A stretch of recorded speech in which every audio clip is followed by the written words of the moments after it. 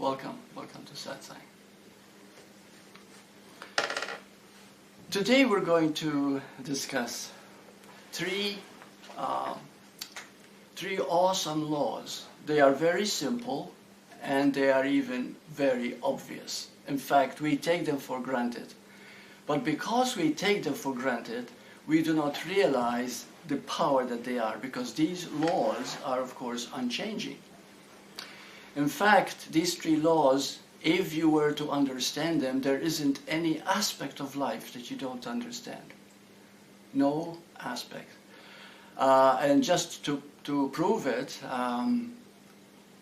I went on my computer and I picked up at random 5 questions that people have asked, and we'll go through them based on these three. Of course, they would cover every question that is raised about life. Okay, now what is important here is, because these three laws that are so obvious and so simple, and we face them every day, they are everyday life, really, what happens about them is that we intellectually do not grasp their immensity. Okay, so what I'd like to do now is that as you listen, okay, feel that your heart is totally open. So don't try to make sense of the words themselves, but the energy that comes from the words. Now the first one is this. The first law: you exist. Of course, immediately says, "No, of course I know I exist." But let me tell you this. I get so many emails, people saying to me, "Burt, I get the feeling I'm lacking something. I don't feel good enough. There's something wrong with me." This is so often. Did you know that if you know you exist, that doesn't arise if you realize you exist? Because existence is whole. That's the second law. Existence is whole. Now imagine that. Whole. It means you cannot add anything to it, you cannot take anything from it. It is complete. It is everything that we want. Everything that we want. You see? So, but when we think of existence, we're going to be thinking about existing things. I'm talking about existence itself. See, the body is an existing thing. The body is changing all the time. You were a baby, you became a child, started to walk, you became a teenager, you became a man or a woman, that is male or female, and you became an older person. The body is changing every 7 years. But the existing part in you is watching all these changes. The beliefs change, even the culture changes. Everything changes, but there's one thing that doesn't change, the completion and the perfection of existence itself.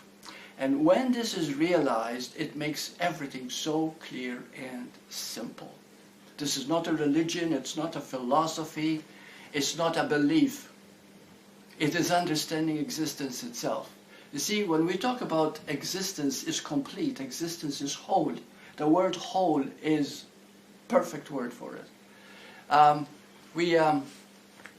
We think in terms of what is it that we want. Okay, what we want is to be happy, what we want to be fulfilled, we want to be satisfied, we want to enjoy life, we want to feel good. This is existence itself. Did you know that? The very nature of existence is these qualities. But we seek in the world through these things. You see, if I have a home, if I have a family, which is wonderful, which is okay, there's nothing wrong with it, but we think that that is going to give us security. You see? Or if I have somebody to love me, I'm going to feel safe. But safety and security have nothing to do with anything that you attain. It is existence itself. Did you know that when you stop and you don't have a fear of not feeling safe, you don't have that thought. Aren't you feeling safe? Right. If you're not feeling insecure, aren't you feeling secure? But where does insecurity come from? From the world, from the outside, not from existence. Existence is. And I'd like you to start feeling this, because when you talk about it, it's so simple and so obvious that we take it for granted and don't feel the power of it. You see? Now the greatest power is the third law. And the third law, I'm going to go into it a little bit more because there's a lot of structure in it. It is actually that part that answers everything in life. Okay, the third law is this. You become what you focus on. You watch anybody at all, and listen to them talk, or listen to their lifestyle, see how they live, see how they're functioning, and you have the replica of what they have focused on in their life. See, because there's another thing, this third law. The third law means you become what you focus on, which also means that you are a manifester. You know what I mean by manifester? You're a creator. You create your own life. So therefore, you are creating your own life all the time, but we do not realize that we have what is called, from the beliefs that we have acquired throughout our life, we have created, and we have created it. We have created everything because we are the source itself. You are life itself. You are whole. There's nothing separate. Nothing separate. You see what I mean? So if you call existence God, you are God then. Because there's nothing outside of that. Nothing to add, nothing to take away.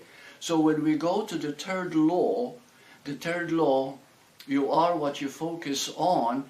You might not realize what you're focusing on because you might be brought in a religion that says there is a devil, there is sin, there is evil, there is this, and you believe it. You look at the world, you see the wars, everything going on, you say, this is real. Not realizing that this was brought on by what people focused on. You see? But you begin to believe that this is real and you make it part of your life, and then it becomes real to you. So this is called the subconscious mind. The subconscious mind is something that is controlling you all the time with your belief, with how you look at life, but you do not realize that it's affecting you moment to moment to moment. You see? What is interesting, in the 60s, a woman, I believe her name was Adele Davis, I'm not sure. Yes, I know that. She wrote a book, The Prevention of Cancer. No, let's eat. Let's get well. Let's get well. Let's eat right to keep fit. That's right. And she died of cancer. She died of cancer. There was a man, I forgot his name, it was in the 70s, he wrote a book, How to Prevent Cancer. In a few years, he died of cancer himself. Okay, what am I saying? What I'm saying is this, okay? That in writing that book, the research was totally on cancer. So by focusing on cancer, they created it. We are a manifester. We create our life, you see? And this is the power of existence. This is why existence is whole. We become what we focus on.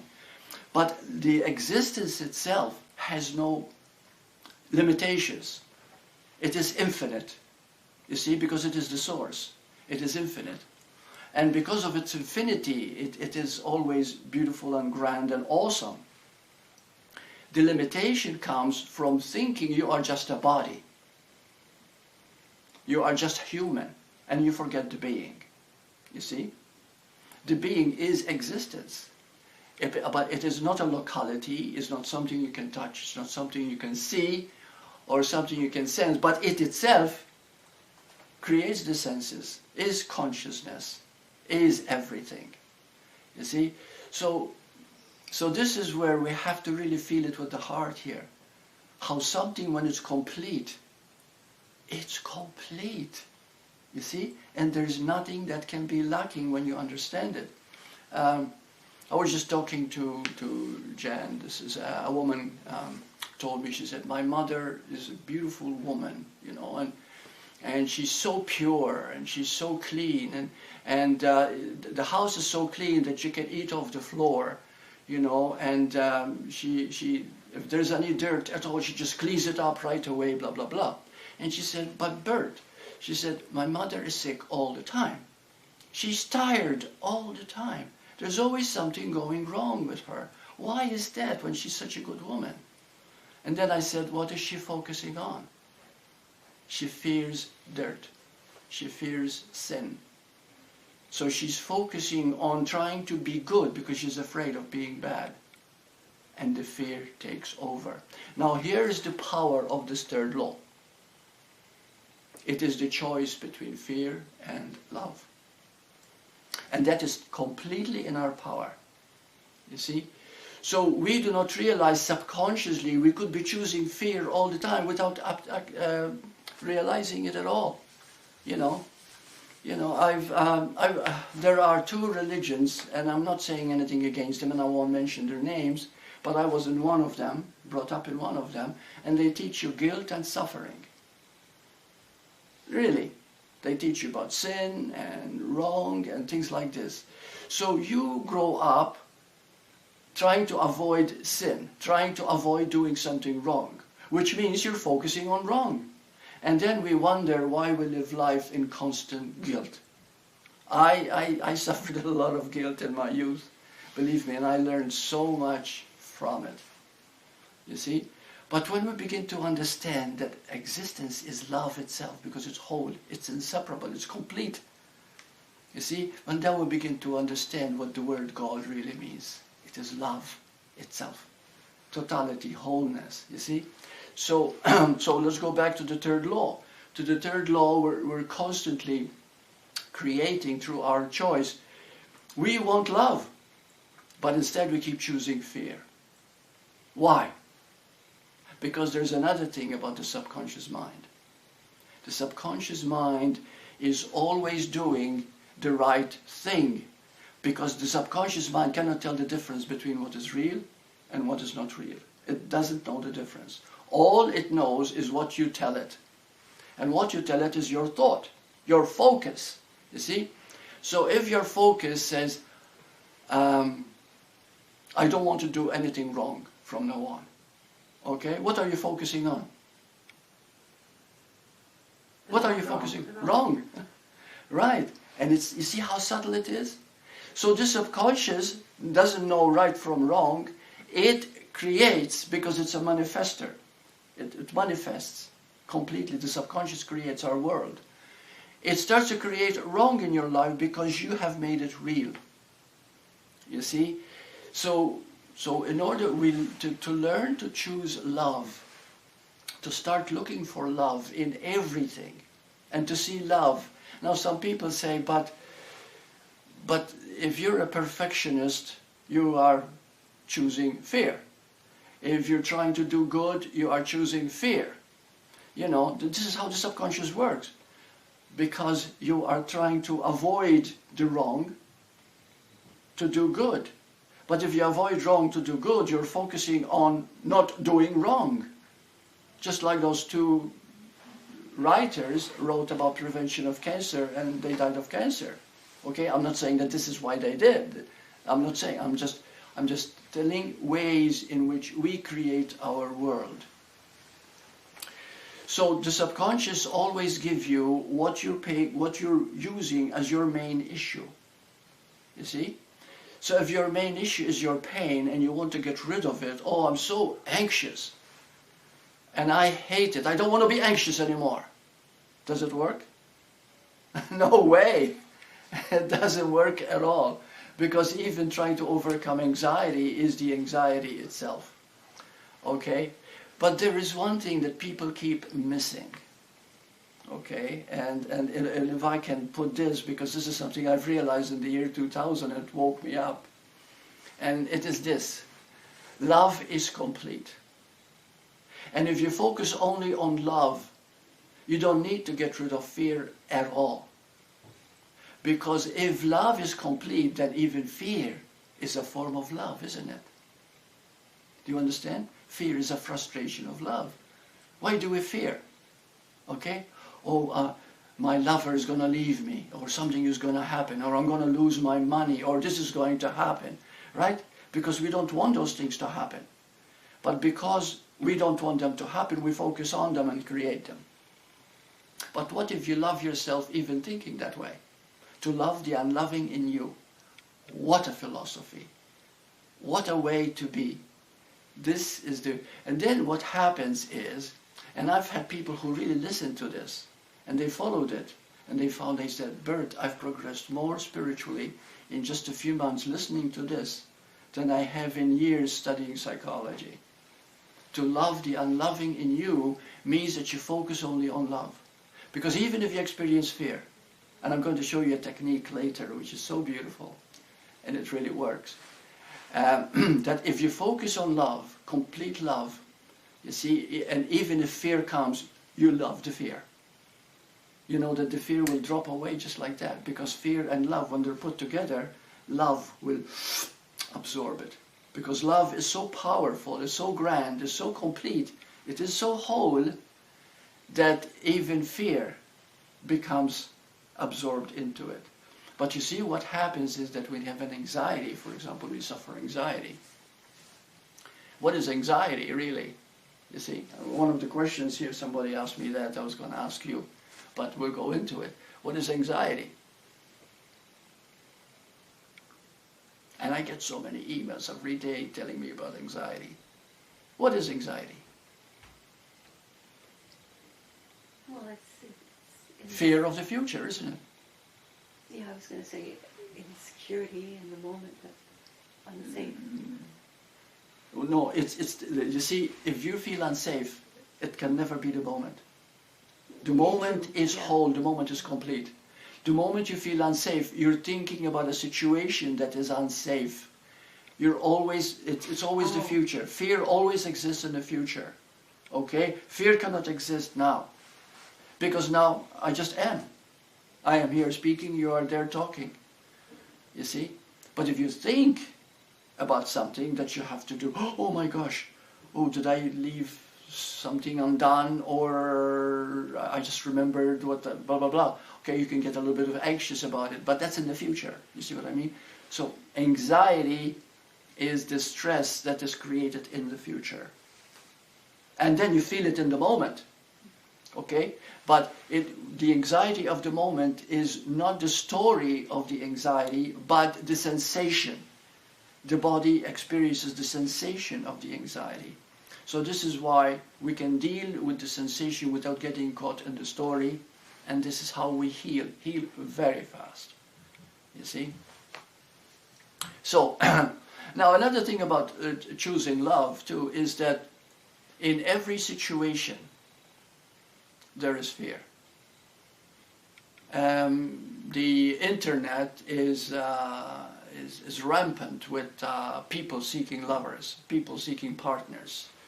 As a matter of fact, there are now about 100 different relationship dating services that are making quite a bit of money. You see, getting people's credit card number, and people are, everybody is searching for a partner. Everybody is searching for someone. How many of these people are really happy? You see, because even when you do find someone that is right for you, then you place your whole energy on this person. You see, oh, he's going to make me happy now. This other person is thinking, oh, she's going to make me happy. And then you create these expectations in each other, and before you know it, hey, it's not as perfect and wonderful as I thought it was. Okay? So what is happening is that the love that we are seeking, there is still fear in it. What if it doesn't work out? Are my expectations going to be met? Am I going to get what I want? You see what I mean? So here are two people, each wanting the other to complete them. And it's not possible because they are leaning on each other like this. Like two matchsticks like this. They're probably falling, you know. They become codependent. Now, I have nothing against relationships. I think relationships are wonderful. You know. And I had my share. But the thing is that if we rely, if we become codependent on another, and that's what most people are doing, we create our own fear. And then we focus, what do we focus on? What's wrong with our partner? Not realizing, of course, that we created whatever we are experiencing, because every person you meet Did you know that every person you meet, you actually create them in a way in your life? Nothing happens by chance, right? Nothing, absolutely nothing happens by chance. So you are creating every moment, whether you realize it or not, because your subconscious, okay, your subconscious is filtering out continuously feelings. And these feelings are attracting. We have an auric field around us. And when you feel love, you know, it's an amazing magnetic source, magnetic energy, because you begin to attract good things to come into your life by that very energy, because you're focusing on what is love. Now, another beautiful thing about focusing on love is that the moment you focus on love, you begin to see that fear starts dropping away. And then what happens to choice between love and fear when all fear falls away? What happens to choice? There is no choice anymore, just love. Got it? So this is the ultimate, of course. That's the ultimate. So in other words, many people are always writing and they're saying, you know, what is wrong with me? I feel lost. I don't understand. Sometimes, Bert, I listen to you, but sometimes you don't make sense. I can't make heads or tails out of it, but I keep listening anyway.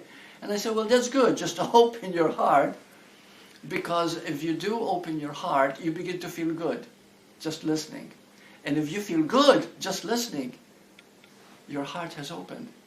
And when your heart opens, your own intuition, which is the pure existence itself, I'm talking about the core essence of you, the existence itself draws you into that knowledge, because it is the knower. Existence in you is the knower. It knows, you see, even though there is nothing to know per se as far as words go or semantics go. The knowing is that I am. You see, your nature is I am. You are eternal. You've never been born and you never die. So now, are we very clear about these three laws? You exist, and therefore you're part of existence. Nothing can ever be wrong with you, even if you're born deformed. Because even if you're born deformed, it is all part of nature adjusting to what you need to learn.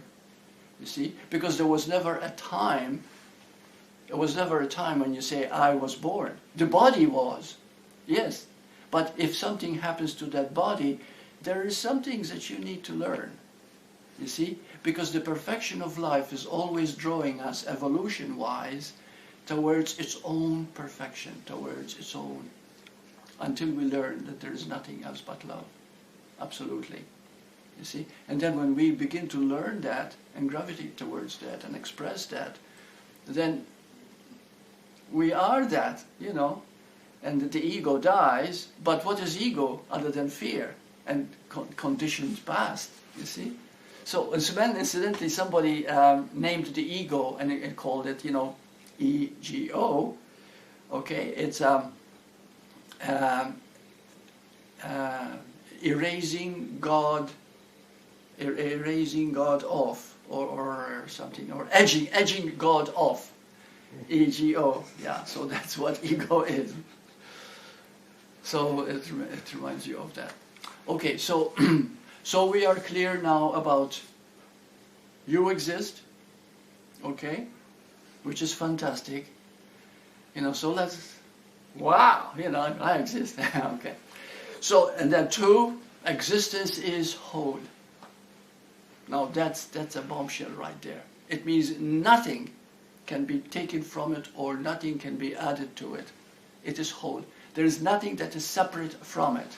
In fact, even scientists have discovered the universe itself is holographic. And holographic means the smallest little thing contains the whole. You look into a drop of water and you see another universe in it. You see? You take a fragment, yeah. So would that be what's described as oneness? Oneness, yeah. Yes. I mean, Oneness, yeah. oneness, God, love, ultimate perfection, yeah, source, yeah. It's all existence. You see, the perfection of existence itself. The reason we experience the world with so much limitation is because, again, we create our world. You know, another beautiful thing too is how we choose our world. Like, for example,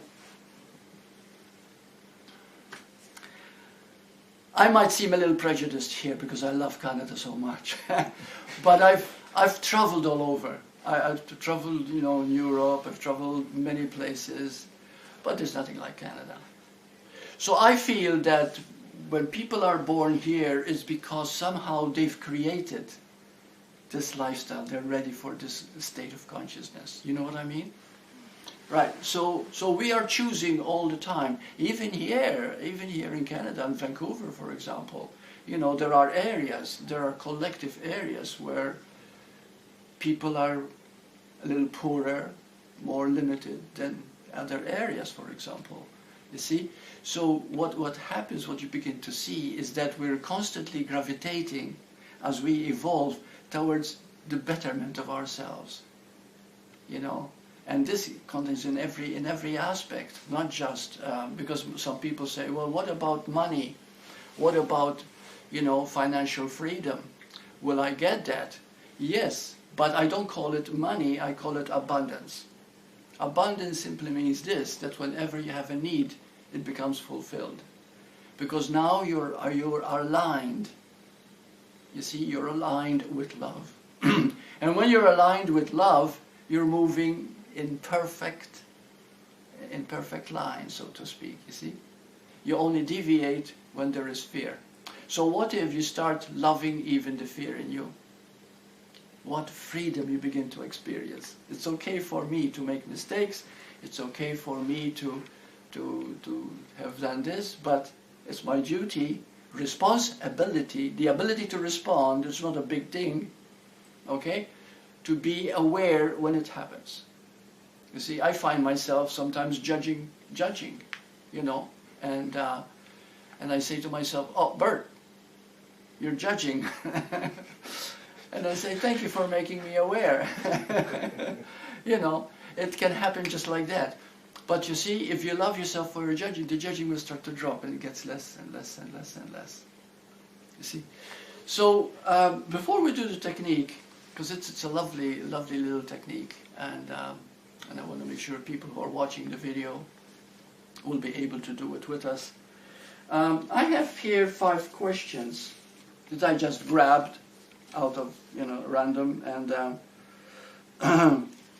but I'd like to have a feedback based on these 3 laws.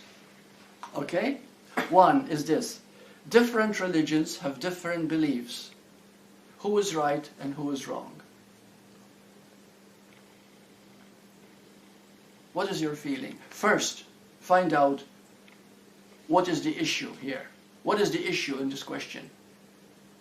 Power. Beliefs. Beliefs, yeah.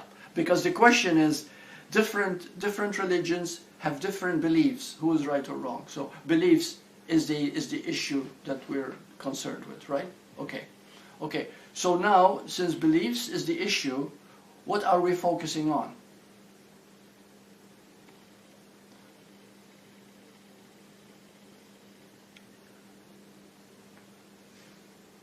We're focusing on what we believe. Okay? So each person is focusing on their belief to be the truth. You see, even though it contradicts each other, because there are many beliefs that contradict each other, you know. So they're totally separate. We all believe in the same God, but sometimes we think it's up there, it's separate from us. But in truth, when we start going into it, we look at the beliefs, we'll find that a belief is a belief. But beyond the belief lies something higher. And what is higher than a belief? The truth. Truth. The truth, knowing. Yeah. Right. You see? And that knowing of the I am. And that brings us into oneness. So in other words, now are they wrong or right? No, neither wrong nor right. They are simply doing what they believe, and their life is according to how they're manifesting it. But what right have we got to say this is not a good religion, this is a good religion? You see what I mean? We have no right to do that. People follow what they want to follow because they're manifesting what they are believing to be so for them. You see? So everything is okay as it is. Now, if you're not happy, if you're not feeling pure inside, if you're not feeling fulfilled, then you've got to have a second look at your religion. If it's not fulfilling me, you see? Because I must be focusing on something that is not that is fearful, in other words. And remember, anything that is negative is fearful. Okay? Fear, insecurity is fear, doubt is fear, skepticism is fear. You see, uncertainty is fear. You know. So fear is when there is no flow in the moment, when there is no love, in other words. Because, you see, another thing about love too, we often confuse love with an emotion. Yes, an emotional love is love, but the true love is this moment now, right now. Right now, when you look and you see that there is nothing separate. We're all part of each other, we are all one. You see, we're all existing body. You see? So when you begin to see that, that becomes love. The understanding that there is no separation at all. And when that happens, then of course the beliefs that you've had before begin to fall away. You know, and you come back more into that which is.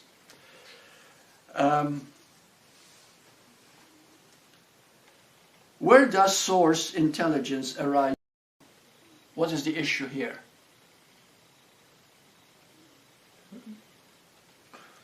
The source. Source. Okay, that's the issue.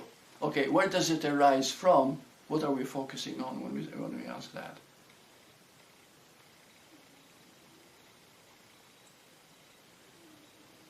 God. Well, when we ask, what are we focusing on when we think that that it arises from, we already are believing that the source arises from something. Didn't we say that existence is whole? Right. So we have to go back to those three laws. That's how it answers everything. Existence is whole. It has no beginning, no end. The source never had a beginning. God never had a beginning. And it will know no end. It is eternal, infinite. You see? So therefore, when we ask the question, where does source intelligence arise from? It is itself. The intelligence. You see?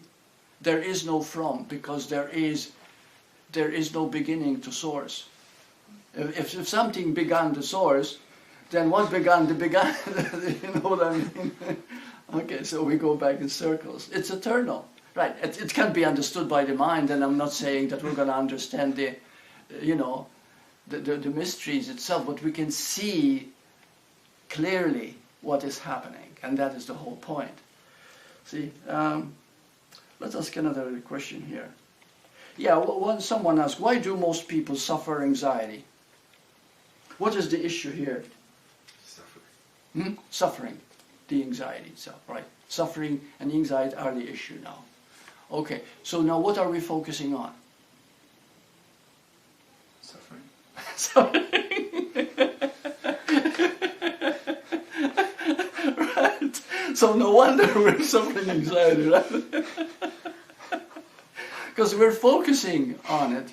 So anxiety, this is what anxiety is. You see?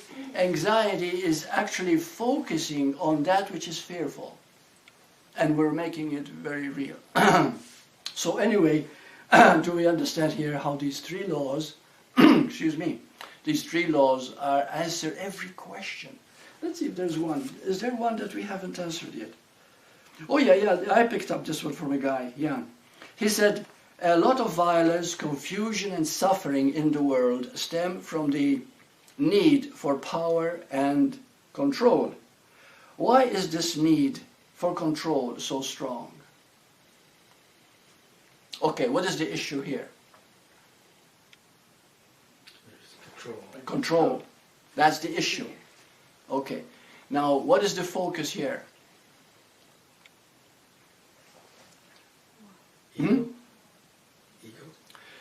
Yes, yes, it is. It is ego.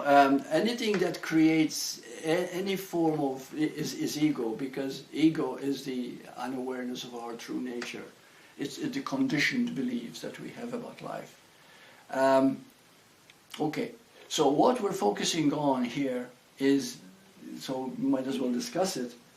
First of all, okay, just in case you weren't aware of this, love is the only thing that is real.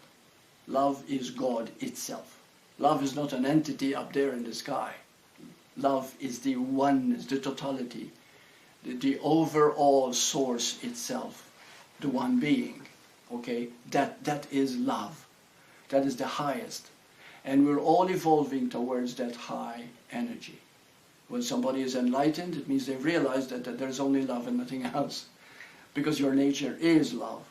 So now the issue here that we're focusing on is that when you don't know love, you always seek power.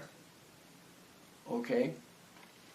Because think of all the people who are a child is bullied by his father, and he doesn't know love from his father or his mother. What does the boy do when he goes to school? He becomes a bully to lesser guys, right? Okay, because he has not known love. But the only way to gain some sort of respect is to have somebody fear you, to gain control, right? To gain power. This is why we've had so many dictators. You know, you study the story of Saddam Hussein. My goodness, when his mother was carrying him in her stomach, she banged her stomach against the wall to abort him. And when he was born, the first thing he heard from his mother is, "I wish you weren't born." By the time he was 14, he killed his first man. When he was younger, he used to kill dogs and cats and strangle them. Okay? So when someone does not know love, they enjoy the power over another. Okay, we have to understand that. So this question was a little deep here, but it still pertains to those three laws, because those laws have to do with existence, which is love, which is complete, which is whole, which is oneness. That is who we are. So therefore, when you're brought up not knowing who you are, okay, immediately you begin to seek how to get the same, but in a forceful, controlling way. For example, quite a few women who are not loved, they become bitches. And they enjoy being a bitch, being angry and being... Why? Because they're gaining some form of control. You see what I mean? So it's a form of distorted love. Okay? Like Gangster, for example, the boss. He doesn't care whether you love him or not, as long as you respect him. You see? He wants respect at all costs, or he'll kill you. You see why? Because respect for him is control, is power. Okay? So when love is not known, it always comes into the form of need for power, for control. And that's why control is so rampant with so many people trying to control one another. Relationship, there's always one controlling another. You see, we're always trying to control. Why? Because we're trying to get love in our own way. You see? In any way that we get on our own level. So we understand this. So so the question to this young man who asked the question is, you see, there's so much violence, confusion and suffering in the world because of the need for power. And the need for power comes because there hasn't been the experience of love. You see? But the greatest love that we can experience are in moments of silence, in moments of quiet, when we go deep within. And you begin to realize you are existence itself, you know. One time I had a man who was angry, and he was, his wife was wanting a separation. He lost his job. He was an alcoholic. His life was a mess, and he was one big angry ball of fire. So one time he came to see me, believe it or not. And I used to work as a hypnotherapist at that time. And he said, "You can cure me?" And I said, first we have to understand what is going on, you see. Now, if I try to explain to him, there's no way he can understand, okay? But something happened, because I always kind of pray that I'll say the right thing and do the right thing. And then I said to him, I said, look, I said, I'll tell you what. I said, if I'm going to explain to you, you know, it's going to go over your head, it doesn't mean anything. Words are words. You know, you hear them now and you forget them tomorrow. I said, but I'd like you to do this. When you get up in the morning, maybe 5 o'clock before dawn breaks, I said, or whenever dawn breaks, and go to the beach. He lives very close by. I said, go to the beach, you kids here, you know, and just look at the horizon, sit on a bench. You know, there's nothing but seagulls and the waves breaking on the rocks and just quiet silence. I said, just sit, don't do anything. I said, and just look, just look. Just look at the far distance. And he said, but what do I think about? I said, no, don't think about anything. Just look. And if you start to think, just take a few deep breaths. But just keep looking, keep looking. Think nothing else but keep looking. And therefore, after half an hour, just come home and we'll talk about it. Well, he did. He actually did. I was very proud of him. And when he walked away, he said to me, he said, the first thing that came to mind is, what was the point? But then something came to him. Two things actually happened to him after a while, after he said that was the point. He said, my fear, that my life is falling apart, it's not as serious as I thought it was. Like, he almost looked at it like it wasn't as grand, as frustrating, because he was ready to maybe kill himself. I don't know. He was on that verge. And then another thought came to him when he came to see me the second time. He said, I felt so peaceful, so quiet. I'd like to be like that most of the time. And so we talked about, I said, when you go into pure existence, you see, you just be. I said, the best in you starts to come by itself. Your heart opens, and your heart is intuitive. You don't have to read many books to understand. Once the heart opens, you begin to understand that love is your very nature. You see? Anyway, to make a long story short, we only had a few sessions after that, and he went back to his wife, and he got a job, and he was doing okay. His anger actually fell away because he was able to find something meaningful within himself. You see? So the answers are often very, very simple. You know, they're not complicated. You don't need to take drugs or go to a psychiatrist. Pardon me if you're a psychiatrist listening to this.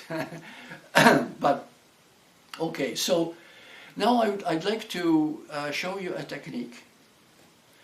And listen very, very carefully to this technique, because it does work.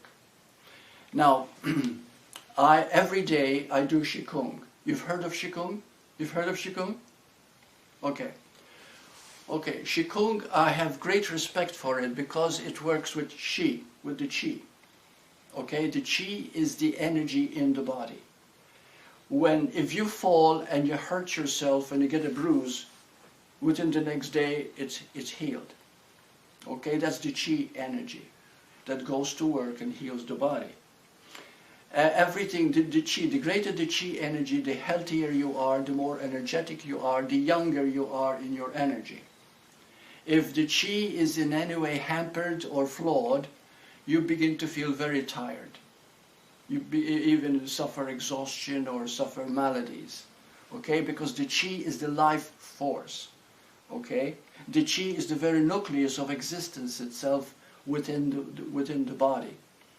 Yoga activates the Qi too. Okay, so so any forms of deep breathing. Now, when you breathe in, and if you do this exercise, it's preferred to be done outside, you know, or open window or whatever. But if that's not available, that's okay. Okay, but the way to breathe is to breathe from here. Okay, So right now, take a deep breath. Let me hear you. Take a deep breath. Okay, good. I didn't hear you.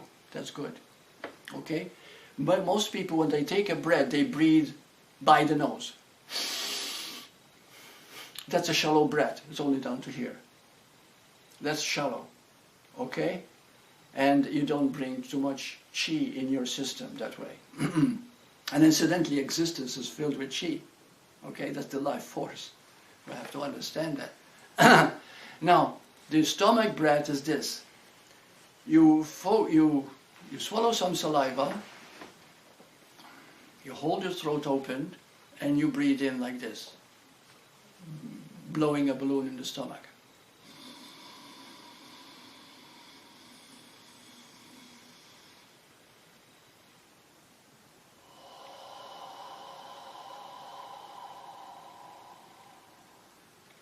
You take a very deep breath from the stomach.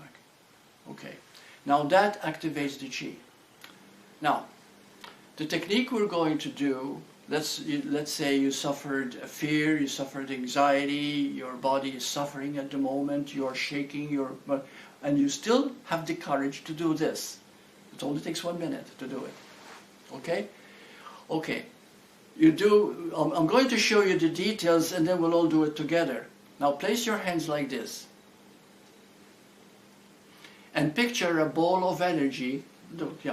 Picture a ball of energy between your hands. Do you feel something there? Okay, if you don't, you probably do by the second or third time. Now, next, you move the hands like this.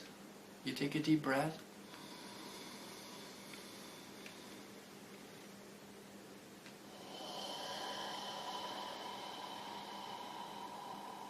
And you bring it closer together. Now you begin to feel tingling in your hands.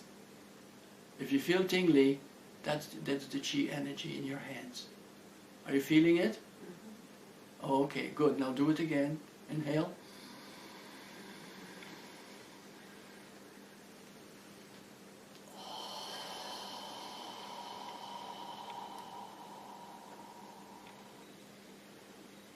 Now feel that energy in your hands.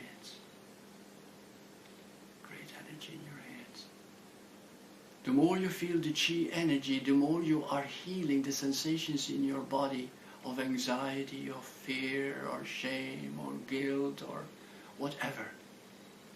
See? And then you just relax and be. Now, if ever you're suffering from some great fear, or something really happening, and you have a state of mind just to do this, 1 minute, okay, you will find not only you will be able to feel better, but more importantly, by actually doing it, you are replacing that fear that you experienced, that anxiety experienced, into greater body energy, better health, mental, physical, and spiritual. You see? It's very, very powerful. Now, did you feel something? Can I have some feedback about after doing it? Did you feel anything at all? Calm, very calm. Very calm, isn't it? Yeah. See, so now the thing is this, that let's say you feel tremendous anger, and it's bad enough that it might be affecting your heart, let's say, okay? So you sit and you do this. You see? Take a deep breath. First feel the energy. Focus on that energy now. Okay, then. And then exhale, and you're throwing all the negative energy as you exhale.